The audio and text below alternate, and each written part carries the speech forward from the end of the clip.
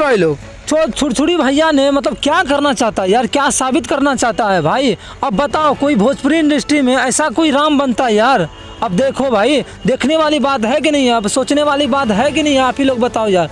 कोई बॉलीवुड साला इतना आगे चले गए, VFX का इस्तेमाल ऐसे कर रहे हैं वो भोजपुरी वाले, साउथ वाले, देखने से भाई दिमाग हिल जाता है। लेकिन अभी ये भोजपुरी वाले को देखिए भैया, भोजपुरी कहाँ से कहाँ चले गई, लेकिन भोजपुरी अभी यहीं पे है, नर्क में जा रहा है। भोजपुरी को देखिए, ये कोई बैकग्राफी है भाई, आप ही बताओ, सिनेमैटिक ग्राफिक है ये कोई, आप ही बताओ यार, इसमें क्या है, आप ही बता दो। ये राम है, इसे राम बोलोगे भाई? भाई वो जो देखे थे ना रामायण मूवी में, अब रामायण का पार्ट जो होता है उसमें राम किस प्रकार से बनाया गया था भाई, इमोशनल को।